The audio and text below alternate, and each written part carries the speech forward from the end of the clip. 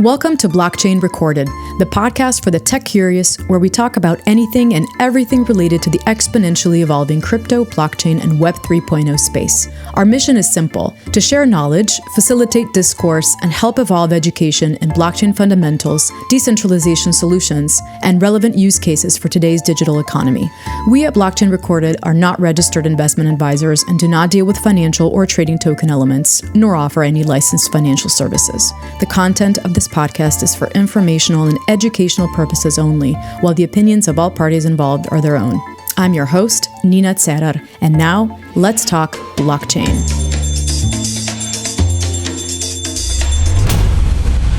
Before I introduce our guest today, I'd like to remind everyone to follow us on X, former Twitter, at handle Recorded Podcast, where we pre-stream each episode on Spaces the day before distribution to all major podcast platforms.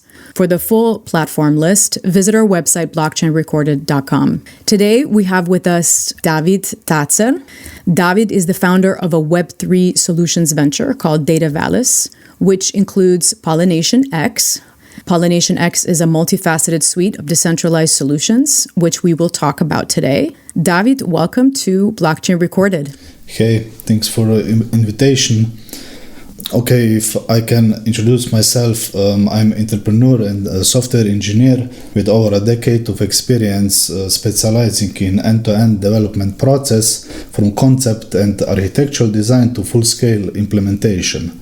My passion lies in planning robust architecture for innovative ideas, creating MVPs and leading development teams to turn visions into a reality. I enjoy solving challenging problems and always look for solutions that not only fix the current issues but also make the world better.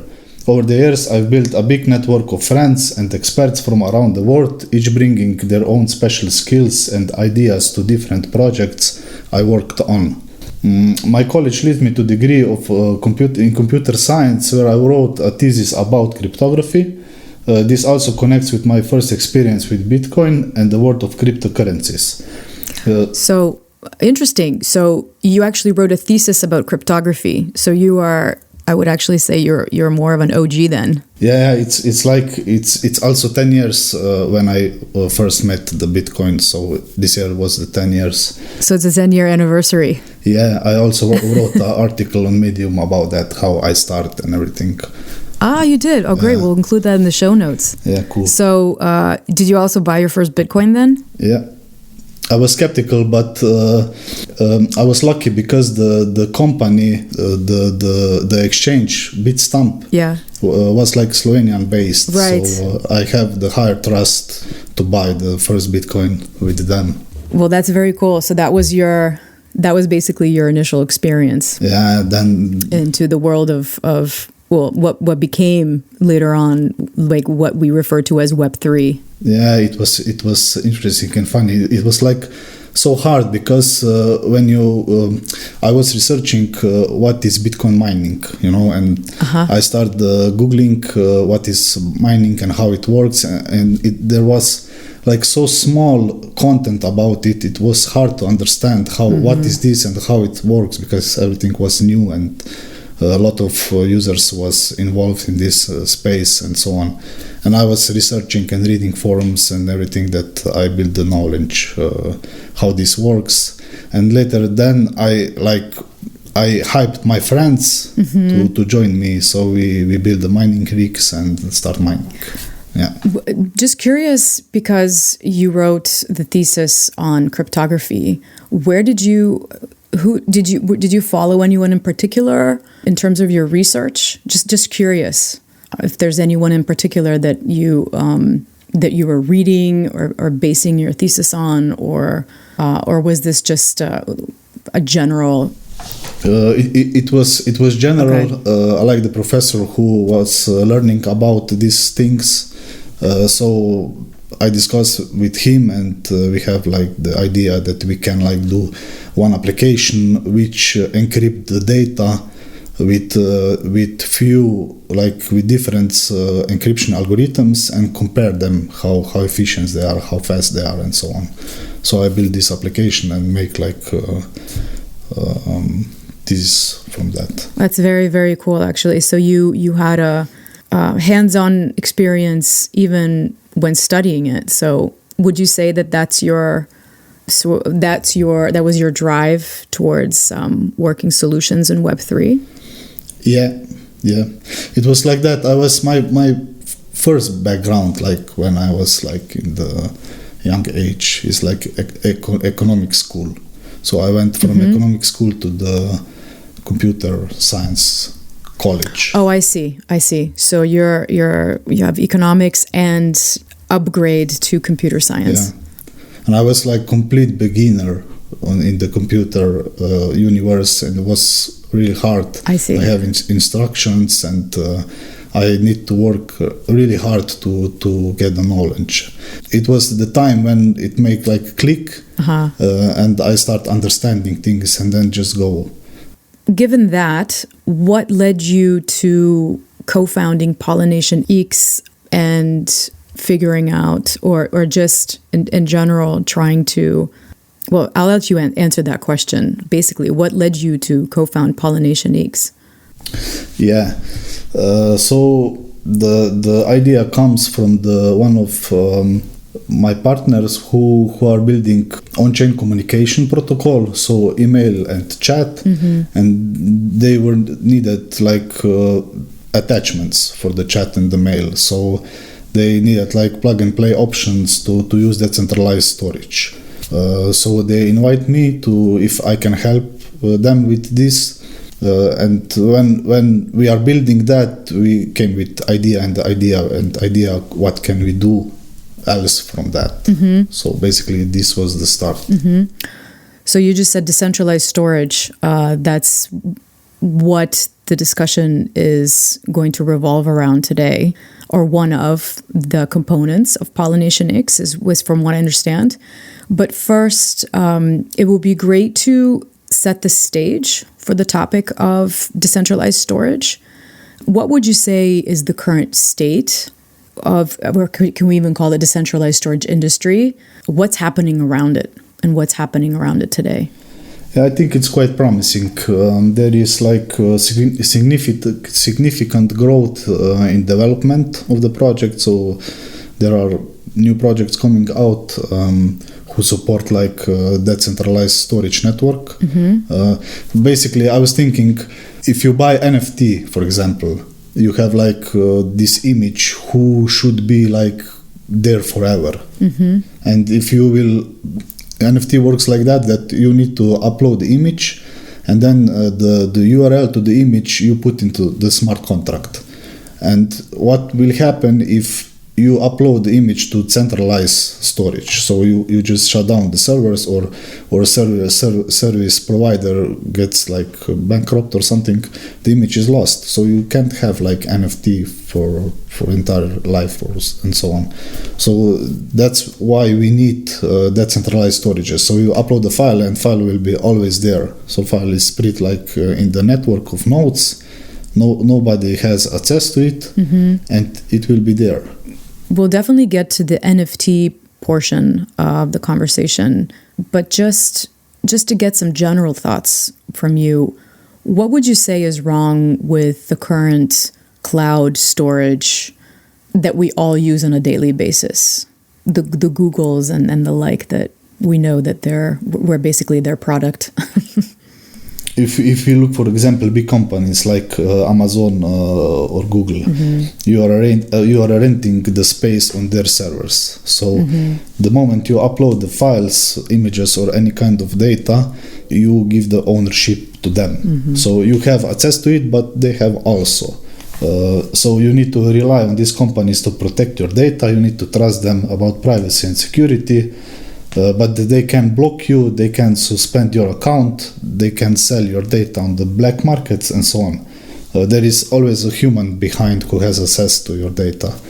On the other side, decentralized storage address issues related to the data privacy, ownership, and security. So when user uploads the data, the decentralized storage split the file into the multiple pieces, and only you with specific private keys you have access to it. So no one have the control over your data.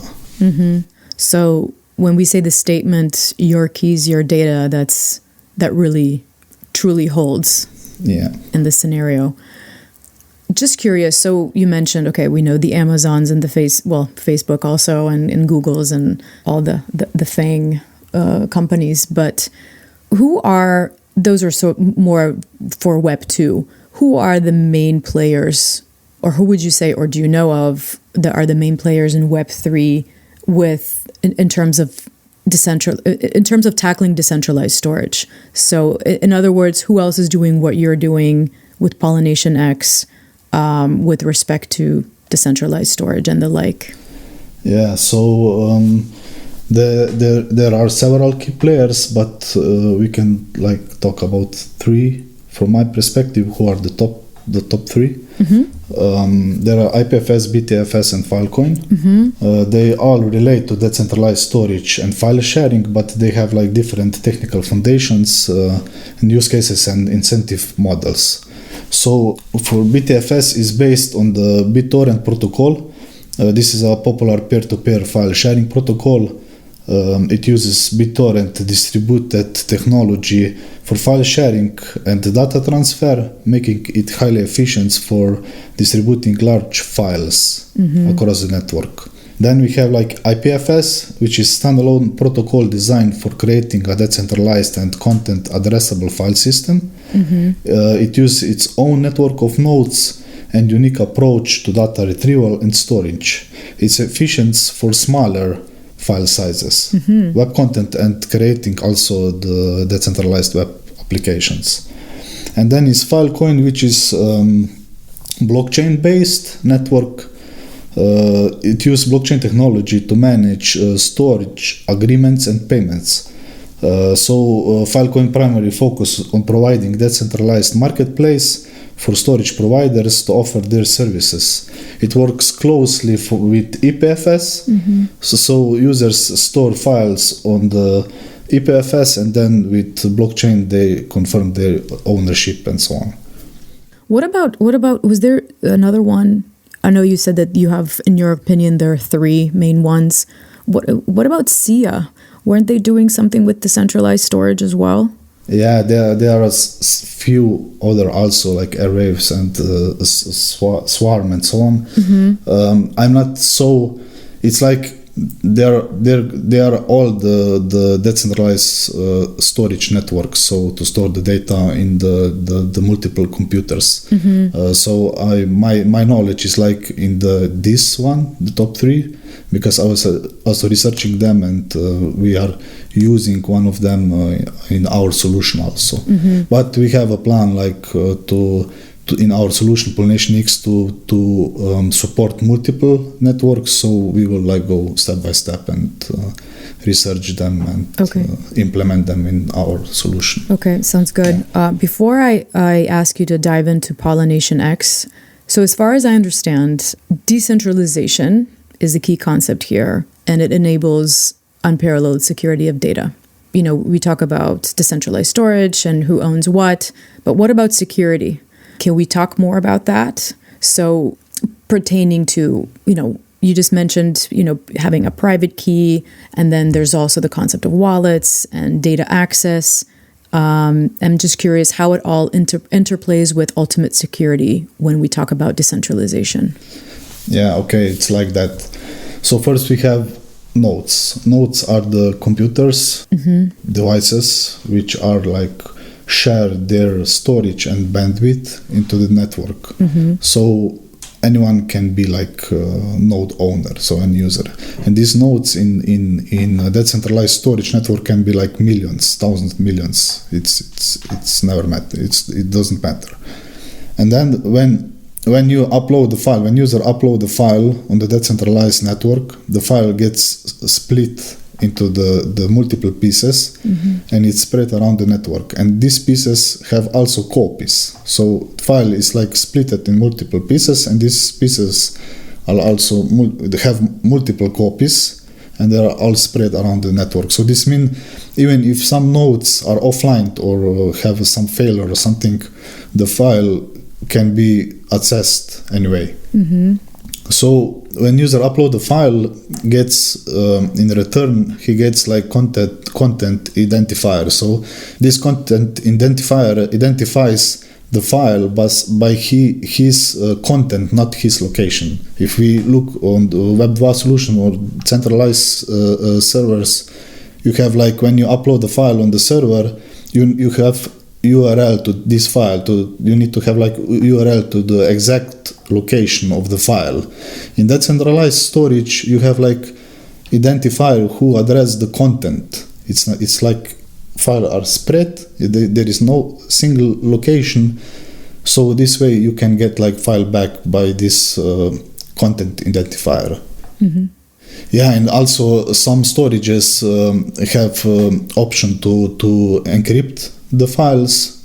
Some storages do not have this option, but there can be applications who offer the encryption. So when you upload the file, you encrypt it with your private keys and then upload it to the network. When you get back, you send this content identifier to the network, you have the file back. If it's encrypted, you need like this your own private key to encrypt it, decrypt it. Mm-hmm. Yeah.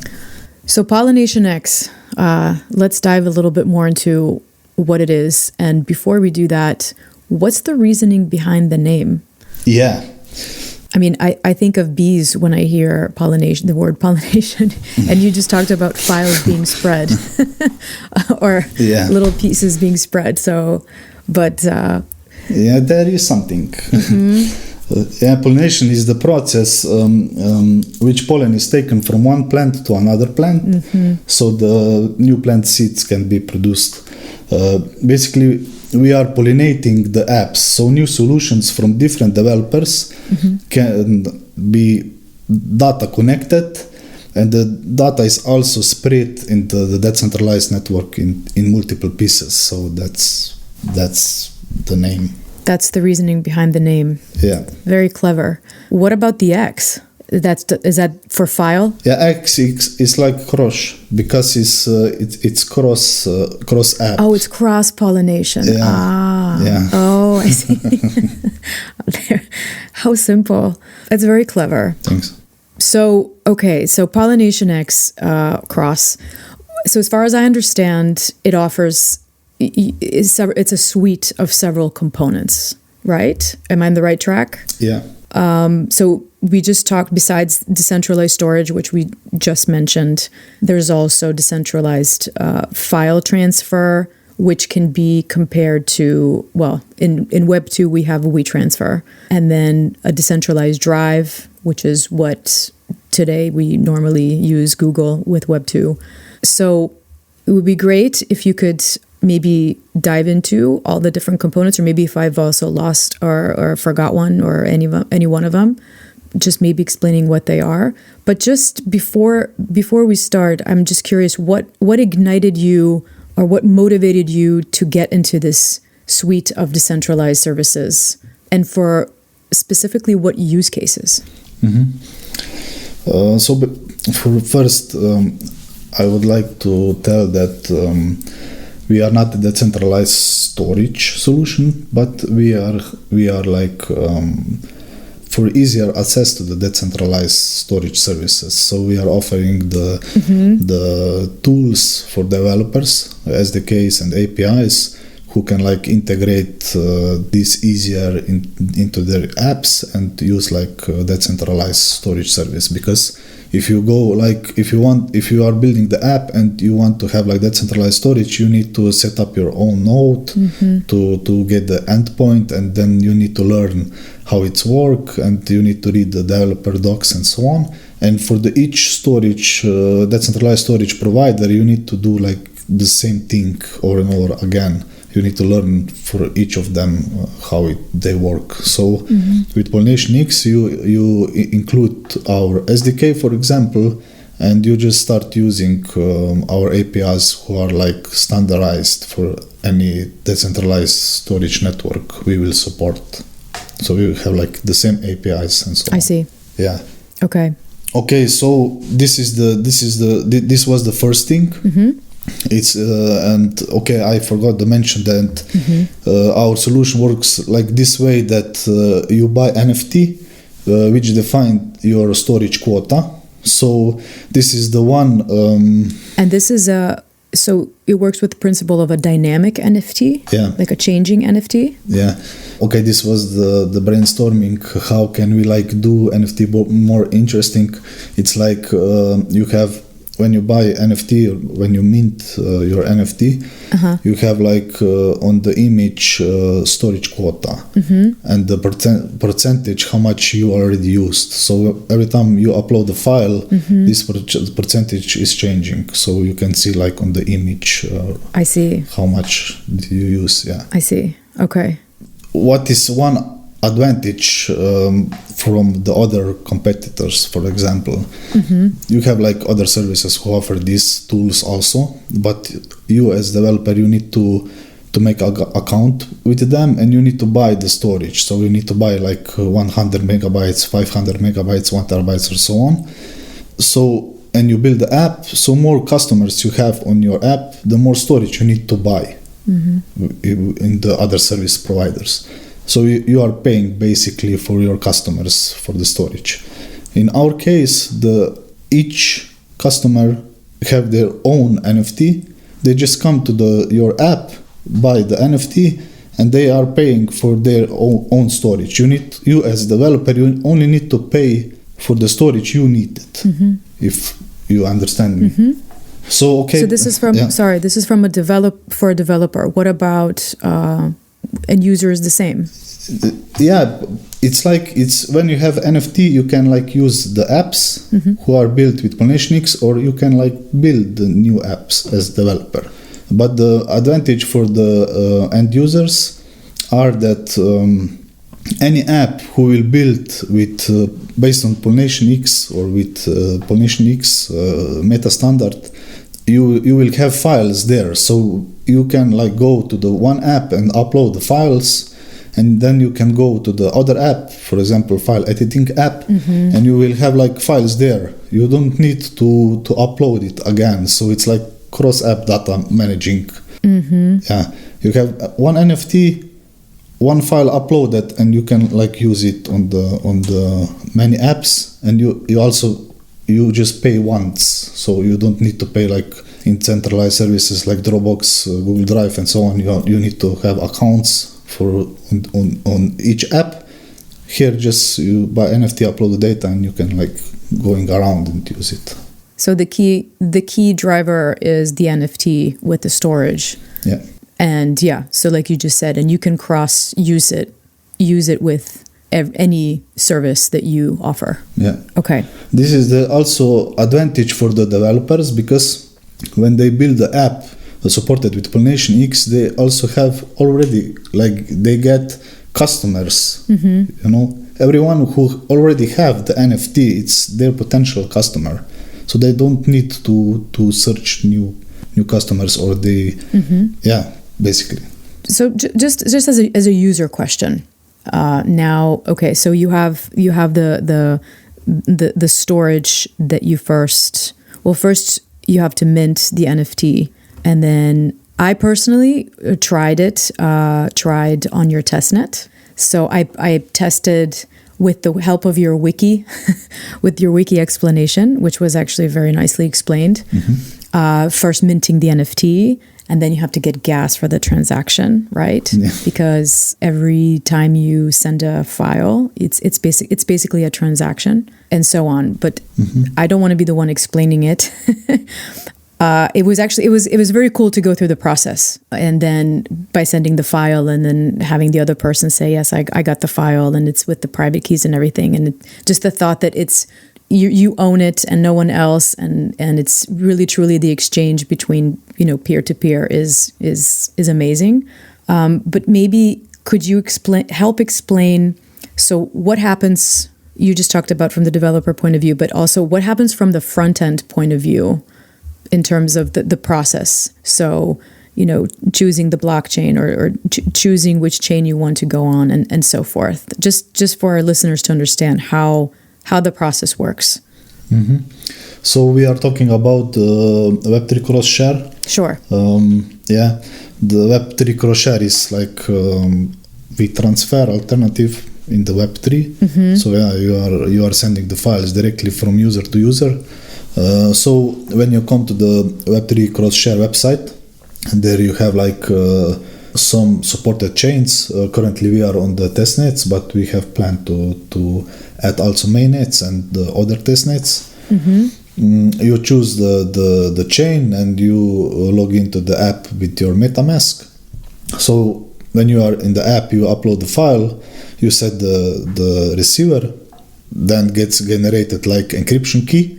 So file will be encrypted with this encryption key, and you are responsible to provide this key to receiver. So we have like two options to copy it or send it on the email. This is the first version. We will like make better.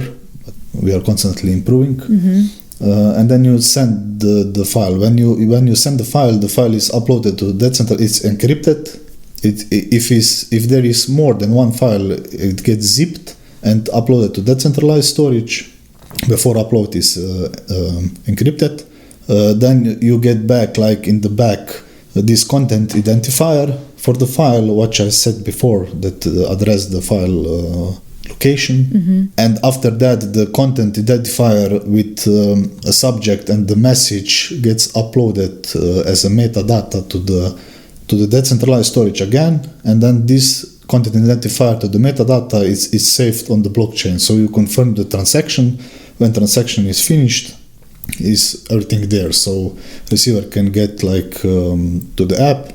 They receive an email for now that you send them something.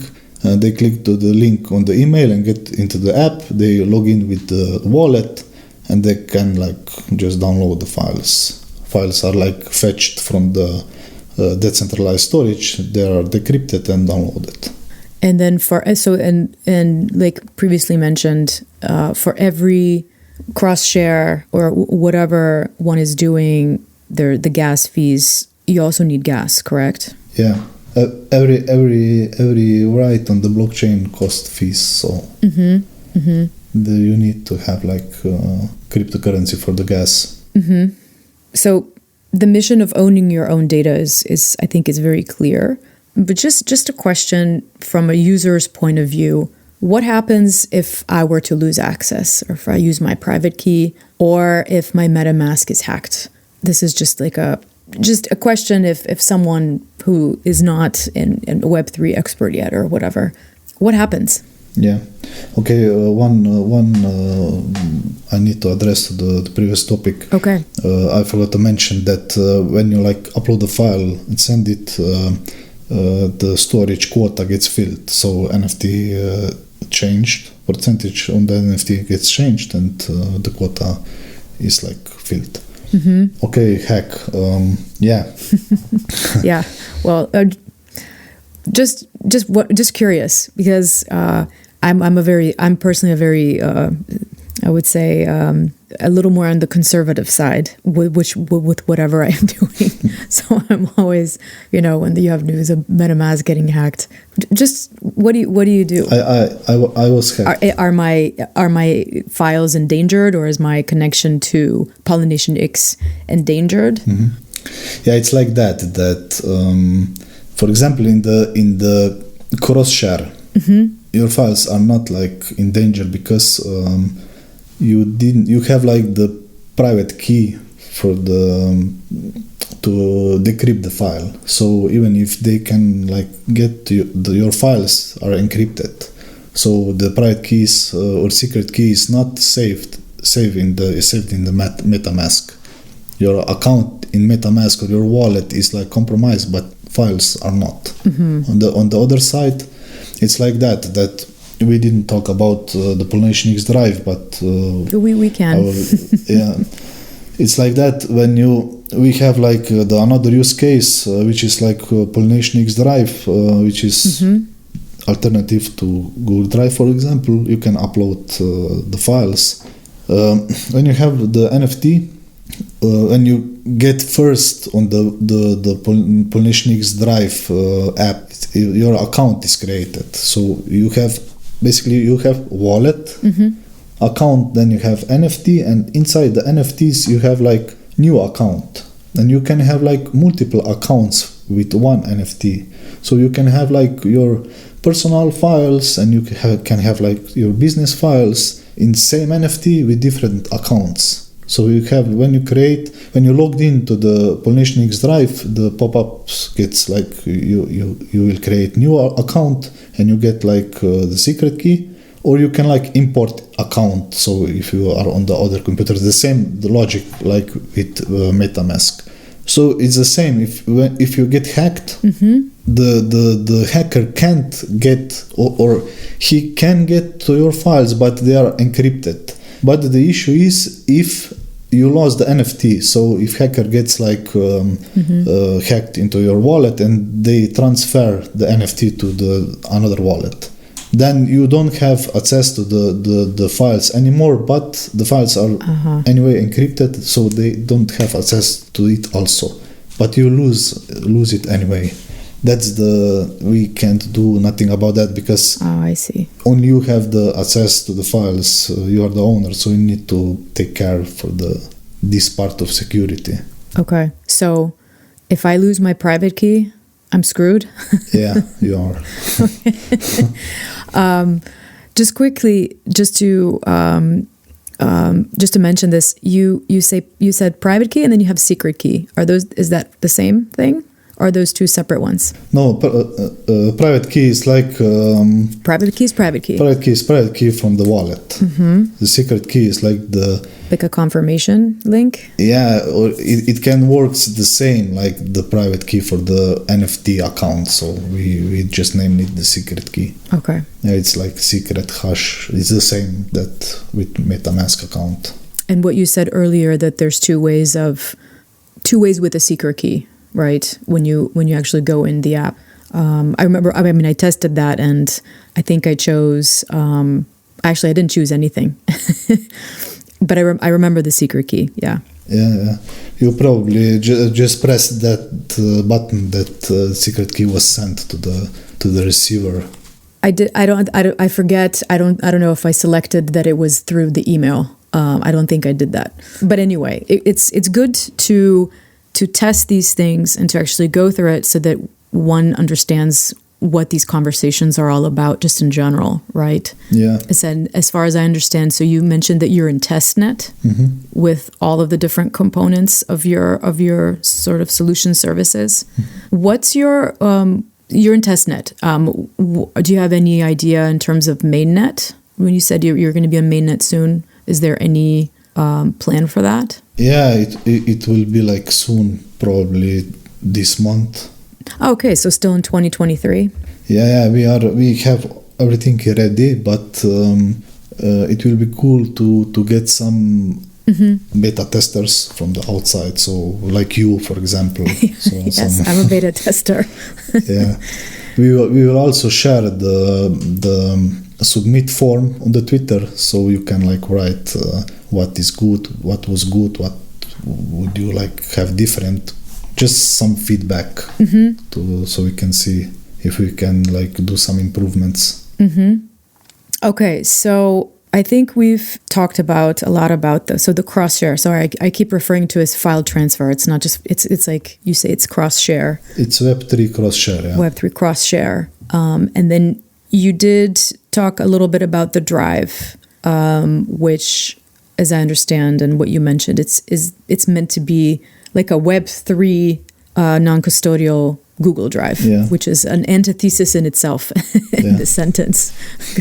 But I just have another question with respect to the drive. We're all used to the Google Drive, or most of us are. What are the key differences when using Google Drive and when using PollinationX Drive? I mean, I know it's in terms of the data is your own data, but what are the main differences with the setup, or just how you view them? Yeah, like you said, the key differences are like ownership. Of course, yes. Decentralization, interoperability, privacy, and security. Like these are all components from blockchain and decentralized network. When you say interoperability, what exactly do you mean? Yeah. So we are setting. We would like to set the standard, meta standard, PollinationX meta standard. Okay. So the apps are like connected, data connected. So it's like the PollinationX Drive can be like the entry point for your files. So when you want to upload the files, you go to the PollinationX Drive and upload it. You can like access to it from other computers and so on. And then we don't have the file editing inside this. Like this is the difference between Google Drive. I see. Because you can like edit the files and so on. In PollinationX Drive, you can create folders. You can like have your own structure, so you can create folders and upload the files, and that's it. Okay, so as far as a data management system, it's the folders. Are you planning on augmenting that? I mean, are you planning on adding on to this, what you just said? Yeah, we are constantly thinking about new use cases, and we will also like encourage like the other developers. So we don't need to build it. We can, but there can be like other developers who will build like Word editing app, for example, or Excel editing app, picture editing app.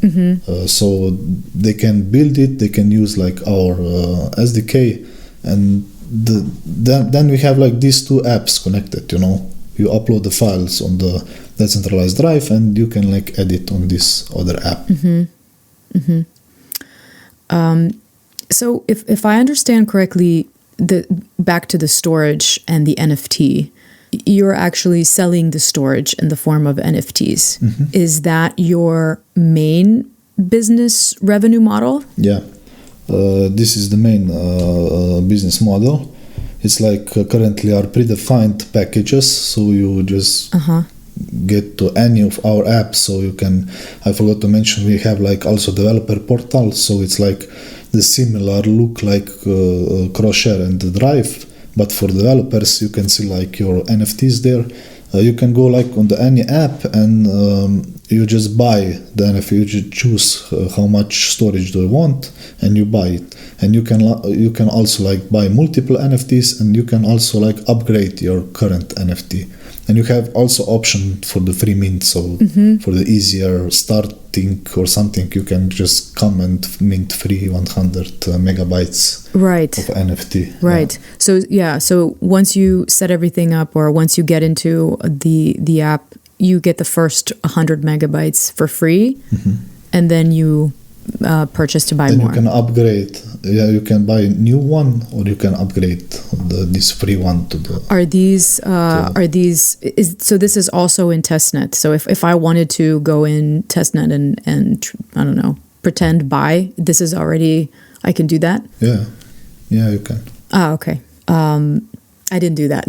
I just minted the free one and I sent everything, just to kind of get a. Yeah, it's enough. You probably didn't fill up. If you will fill up the quota, then you will probably research how to buy more or something. And how can one buy more? Is this using what? So it's just is it like with stable coins or just certain cryptocurrencies, or does it work with the coins that you have from the blockchains that you're using? Yeah, you need to have like native blockchain currency. So if you are on Sepolia, you need to have like testnet Sepolia tokens, and it will be also for the mainnet. So on Ethereum, you buy with Ethereum. Right. So you have Ethereum then. And so on. Yeah. Because you're multi-chain interoperable, what you were talking about. You mentioned the testnets. If we can just quickly go through them again. So it's from Polygon, right? And then you have Artera and EMU3. EMU3, yeah, and Sepolia, which is Ethereum testnet. Which is Ethereum. What's your vision for the future? Just adding? Are you planning on adding any more, or? Yeah, we will. Our plan is to support the much Ethereum virtual machine supported blockchains. So, and we also want to support the other ones, but we will consider about their security, their speed, their adoption, and so on. So we would like to support much as possible. What about your own decentralized storage. Any plans with that? Yeah, this was already discussion inside the team, but we will see what future will bring, because now the main focus is to like support the other decentralized storages, because we can like offer more. There are like a bunch of it, and there are users who already know these storages and so on. So we would like to build like first this cross data managing standard, and later we will see if we will do it or not. It's not clear yet. So. And who can you talk about this in terms of who are your main users this far? You mentioned that you have certain users.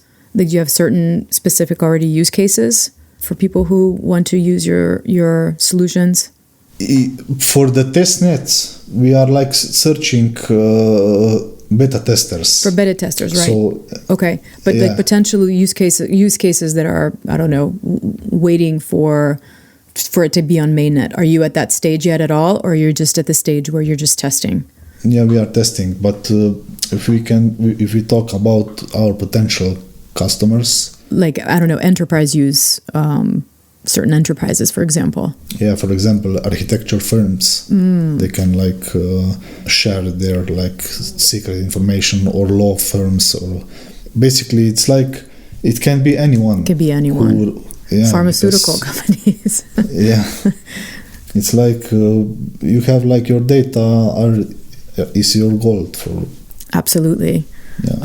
Yeah. Cross-sharing files between enterprises that with sensitive data content, right? Yeah. So in terms of potential users, then mostly, I mean, you definitely have potential users from the enterprise, and obviously from anyone who's already using Google, potentially adopting the decentralized version. I mean, that's the ultimate, right? That's like the ultimate goal. Yeah, this is one of our goals, to make a gap like between Web 2 applications and Web 3 space. So, for the example, we can build, or anyone can build, plugin for the Chrome, for the Google Drive, so the users can like back up their data from Google Drive to the decentralized storage. This is the one possible use case. Yeah. Okay. And when they have like these files there, they can like use all the other apps who will support like PollinationX meta standard. Absolutely. Yeah. Wow. Well, actually, that's actually very, very key. Before I ask my next question, did we technically cover all the components that PollinationX is comprised of? Was there anything that maybe you think we left out, or maybe that I didn't ask? No, I think we cover everything. I mean, we talked about the dynamic NFT, which is sort of the core to everything, and then the different components. Yeah, we have like the NFTs, and then these use cases, which are like Google PollinationX Drive, Web3 cross-share, and developers portal. Then we have like decentralized storages. For now, we are supporting like BTFS only. Okay. This I wasn't mentioned. We will add like IPFS and other also. Yeah, and that's it, I think. And okay, one component is like for developer tools like APIs SDK. Okay. What would you consider? I mean, given all this, I mean, I imagine that you're very busy. What would you say, or what would you consider are your biggest challenges or hurdles that you've endured throughout this PollinationX journey? Yeah, it was one particular challenge. It's like how to upload very big file, because you mentioned before that you need to pay like gas fee. So when file gets uploaded, the MetaMask pops up and you need to pay the fee. But what if you upload like 100 gigabytes big of files? You can like sit in front of the computer like 1 hour before the file gets uploaded and the MetaMask pops up. Okay, you can leave it, but you can forget. You can get back and you close the browser, or the electricity gets out or something. This was the main issue, because in the centralized storage services you just drop the file and you can go and the file will be uploaded. So we mainly fixed that. How did you fix it then? I mean, obviously you fixed it. How did you go about fixing it? Yeah, for now it's like that okay, we didn't fix it with cross share. So you need to wait file to get uploaded to finish the process. But we fix it with PollinationX Drive. Mm-hmm. So currently we are paying for your gas fees. So you can like drop the file and you can go. Mm-hmm. We are paying the fee which fills your quota. So when you upload the file, the quota gets filled. But if you want to have the files on the other computers, so synchronized around, you need to come like on this file on this computer when you upload the file and press the sync. So you pay the fee for the syncing, mm-hmm. because it's a blockchain transaction also, mm-hmm. but the file is uploaded, so it's not the problem anymore that the file will not be uploaded. I see. Yeah, I hope I was clear enough. No, you were clear. That was your only biggest challenge? Yeah, I think, yeah, basically this was the hardest one. Okay. I don't like to pay transaction fees for the others, you know. Mm-hmm. It's not so scalable. Mm-hmm. So we are working on the solution on that with some we will probably implement like bandwidth system and subscription systems, mm-hmm. So to cover all these things, so we can do like more automatization. Mm-hmm. Yeah. Subscription models, yeah, that's sort of where everything is headed. Yeah. So you did mention that you're in testnet and then within the month mainnet. What else is next in your project pipeline or roadmap? So I would take it that focus for the rest of 2023 is then mainnet. What about 2024 and ultimately longer term? What's your ultimate vision?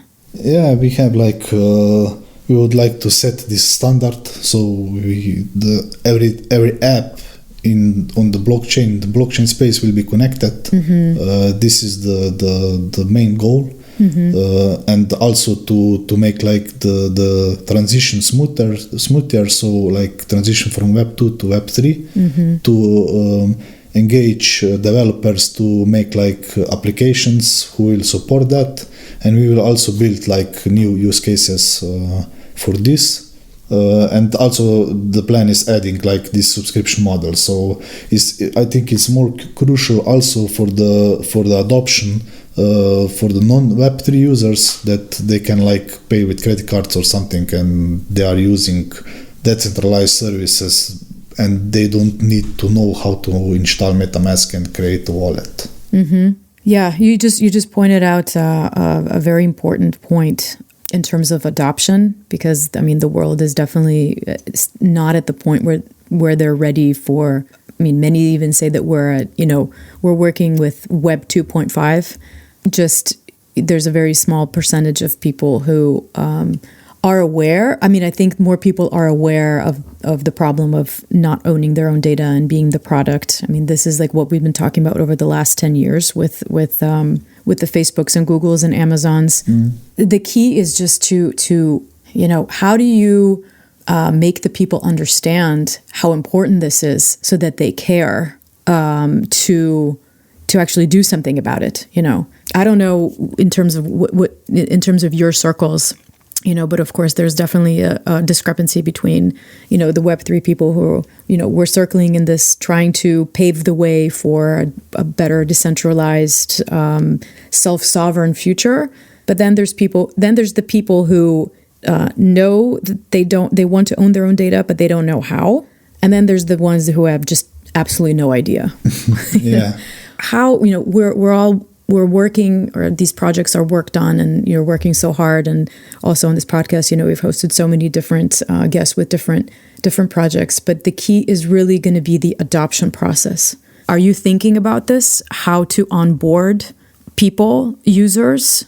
One is potentially where it could be useful, and maybe from an enterprise point of view, you just mentioned you have architecture firms, you have pharmaceuticals, you have law firms, anybody who's dealing with sensitive data, but just with people, or just in general with having this mass adoption. Are you thinking about this with your team? How to enlighten people to actually use this, go and test and use this, and realize the importance? Yeah. I think the main problem is people needs to learn, or they needs to know that the technology like blockchain and the cryptocurrencies are not the same thing. They are related, but it's not the same thing. Right. And it's problem because there are so many scams. So people are skeptical. They are listening for the Bitcoin, and they are this is scam. This is and I think this is the main problem. It was like the same when I buy my first Bitcoin. I was skeptical because first I was skeptical that I will buy it from the right exchange, but the other thing was is this investment in the future? Because Bitcoin is digital money, but that's it, and I was maybe is, maybe not. I wasn't sure, but I became sure when Ethereum comes with his smart contracts. This was my trigger that I need to go software engineer into the developing this type of application. So we need to do this the same kind of trigger to the basic persons, so they will know that this is the right thing, that if they want to own the data, they needs to use decentralized services. But on the other side, we need to also make easier access, so they don't need to have 1 hour of some instructions how to set up the wallet, and what is wallet, and what is MetaMask, and how this works, and what are the private keys. We need to have Web 2 processes, so click and that's it. They don't need for the average user, it has to be very simple, like you said before, even plug and play. Google managed to do that, and then have everybody addicted and used to it, which was, I guess, obviously genius on their part, but whether or not things are right is the debatable point. But like you said, I think user interface and just to not deter people away from using the technology, and first to understand the difference. I guess you're right, we're still early, so understanding what the difference between the technology part and then the investment part. That's stage one. Stage two is the mental shift of understanding how that it's important. You want to own your own data, but then again, what to do for that? That's the crucial part, right? And also, it's cryptocurrencies and the laws. So we need to have regulations, because enterprises can't just use cryptocurrencies or something into their company. So we need to have regulations or something. I don't know. Your team you're based in Slovenia. Just how we are, or our team is. Is your full team based also in Slovenia, or do you have any remote people from other countries? Or is it mostly Slovenia? No, it's mostly Slovenia. Okay. Yeah. And you just you mentioned, what about, do you come across any regulatory problems already, or this is not an issue in terms of doing what you're doing? No, for now it's not the issue, because we don't have cryptocurrency. We have blockchain based solution. It's NFT, but it's not a token, and it's not on the exchange. So if token is not on the exchange, it's not a problem. Yes. Well, David, this has been a very interesting and enlightening conversation. Thanks. Is there anything that I may have not asked that you wanted to say or share with our audience? Yeah. Before we wrap up, I think that we've covered quite an array of information. Yeah, I think we covered pretty much everything. I can just say that you can go like on the PollinationX.io website, and you will find everything there. So links to the wiki, links to the use cases, links to the GitHub. So yeah, everything is there. And a way to participate for the beta testing. It's all through the. Yeah, they can follow us on the Twitter. We will make a post about it and also share this feedback form. If anyone had some questions or want a discussion, they can contact us on the Twitter also. Okay, perfect. And your Twitter handle is just PollinationX? PollinationX _IO. Okay. We'll make sure that we include that in our show notes. Yeah, please. So I guess with that, David, thanks a lot for today's dive into decentralized data storage and cross-share solutions, data transfer solutions, while giving our audience a better understanding of how it all works. Pollination X is paving the way to enable self-custody for all, but most importantly, as we already mentioned, you're reminding us of the crucial aspect of owning our own data. And as you already pointed out, I also encourage everyone to go to Pollination X's testnet page to try and mint their free 100 megabyte NFT and try to send a file or play around with choosing different blockchains, etc. Everything is nicely documented with directions on the wiki page. And so with that, thanks everyone for listening. And David, thanks again, and all the best to you and your team. Yeah, thanks to you also. Thanks a lot. Have a nice day. You too. Thanks. Thanks again to our guests, and thank you everyone for listening. Thanks also to the Bariam Music team for providing their music. You can check them out on bariammusic.com. The episode supporting information is on our website, blockchainrecorded.com. Our podcast is available on Google, Apple, and Amazon Podcasts, as well as on YouTube, Spotify, and Radio Public. You can follow us on Twitter at Recorded Podcast and YouTube, where we are super grateful for your support. Stay tuned for our next episode.